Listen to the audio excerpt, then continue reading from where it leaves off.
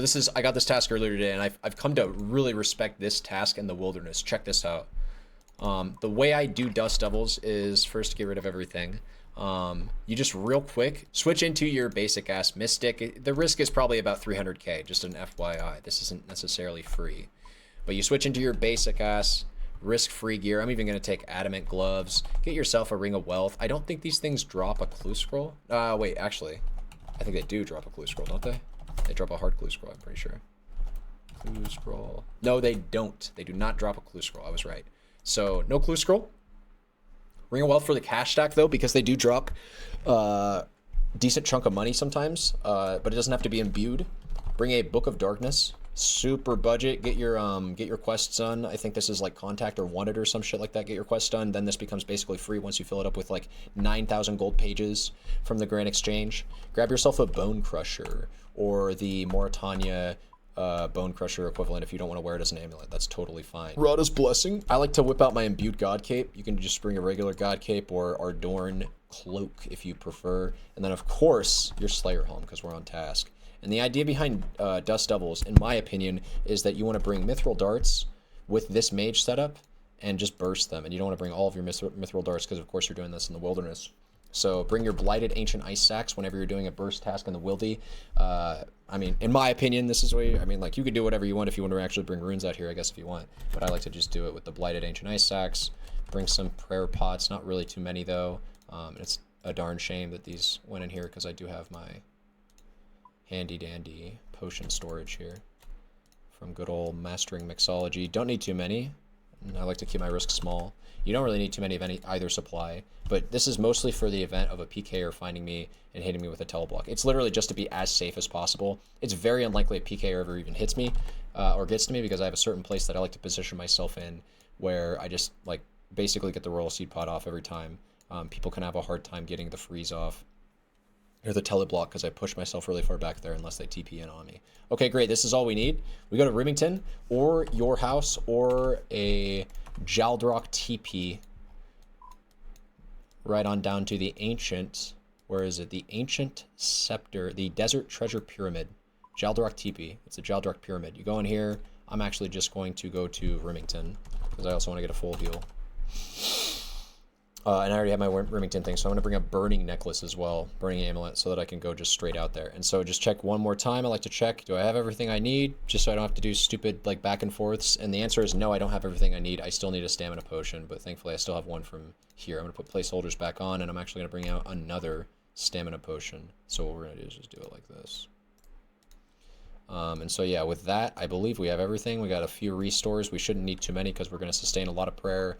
We've got a Stamina Potion, 2 charge, could even bring more. Go back to Rimington, TP out there with the Burning Amulet. And I'll show you how to get set up here, too. Whenever you're going to Rimington with the intention of using another player's house, you need to go to the House Party World. You need to click on this here Bird House that says View House Advertisement, and usually these houses are not troll. I've been into one player's house where they blocked all the entrances. And so, like, I got baited because it said, like, oh, they have their occult altar and all that shit. But they blocked everything. And I was like, how the fuck do I get out of here? If you ever get trolled like that, you can just log out.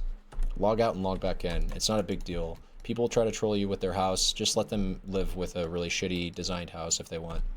Anyway, switch over to the Ancient Spellbook, of course. And then I'm pretty sure, again, I'm going to double check my gear because there's no harm in a little bit of preparation, but I'm pretty sure I have everything I need to just get started on the task. So then we give this a little rub, go to the Chaos Temple, and then when I'm going here, I like to pray Mage, because just in case there's a dude right here who likes to cast spells on you, you're already praying Mage. Beautiful. Here's the Wilderness Slayer Cave, but I don't like to go on this cave. Let me check up here. There's no obelisk up here, so I do find myself running all the way up here. You could take the obelisk out here, by the way, if you don't want to take a Burning Amulet. Quite frankly, I probably should have from that dude's house. But I like to go through the north entrance of the Wilderness Cave and then go down. And the reason for that will become apparent once we get in there if you've never done Dust Devils before in the Wildy. I'll just explain it right now. It's because the Dust Devils are right here at the north entrance. So why not just take the north entrance and get inundated with them? Another cool thing about this, if you want, is you can kind of complicate this task and bring a cannon out here, but I prefer not to bring a cannon, actually. Cannons will aggro the Dust Devils, but it does cost money and time, and I guess technically inventory space, but not really, because you just plop it down on the ground and come back every time you need a bank. You want to have a kind of a loot, stricter loot filter, or just like make sure that you don't show everything on your filter. So we get the darts going, get every single one of them aggroed. So in case you don't know how to jumble up a bunch of enemies in a multi-combat zone correctly, I'm going to show you a bit of a trick for them. So this is using the menu entry swapper plugin from RuneLite that comes default. You find any enemy that you want, hold shift on your keyboard, right click the enemy, and then go down to this swap shift click, and then select walk here for that option. And then now, as you can see, when I hold shift, I just walk through the enemy. I don't actually attack it. So the way this is beneficial is we attack every enemy. And I like to wait for the EXP drop to show up, by the way, when I'm luring. Sometimes you miss, but it's nice and helpful to try to speed this up so you can know when to switch targets. And so holding shift when we're walking near a corner, we just walk between both edges of the corner that form the sides. So there's a right angle here, right? This one's going, I'm not trying to get too complicated, but this one's going vertical, this one's going horizontal. Or sorry, this one's going horizontal, this one's going vertical, and we're just clicking on both of the edges of those boxes. And that's how we group all of these mountain trolls. You see we have 6 mountain trolls chilling right here. That's how you group enemies up for your burst. And we're running back and forth. Get them all nice and jumbled. You already know how to do this if you've burst anything before. And then every single time, unfortunately, because you're using Blighted Ice Sacks... Oh my god, what is happening? Just stand there. Just stand there and have auto retaliate on. He'll still do the work.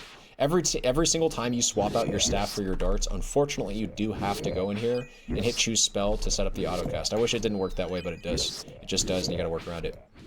But the benefits of bursting this, Smoke Devils rather, Dust Devils, the benefit of bursting them in the Wilderness Slayer Cave, we might see it right here. Yeah, it's because they drop a Laren's Key at such a ridiculously high rate compared to how quickly you can kill them. Let me show this for a second. I think it's 1 in 76. It's 1 in 69. They have a 1 in 69, nice, chance at dropping a Laren's Key, which is just absurd for how quickly you can kill them. And you could even consider bringing a Grimy Herb Sack out here, or an Herb Sack out here if you want, because they do drop Raynars quite consistently, and Catentines as well, and Iric. They just drop all kinds of herbs, all manner of herbs. So yeah, anyways, this is my tutorial, quick little guide to doing Dust Devils. I highly recommend you get on this task in the Slayer Wilderness Cave if you have not considered doing it before, because it's pretty hype for Laren's Keys. If for no other reason, I recommend you do it for that, and because bursting magic's kind of fun, in my opinion. Anyways, GG's.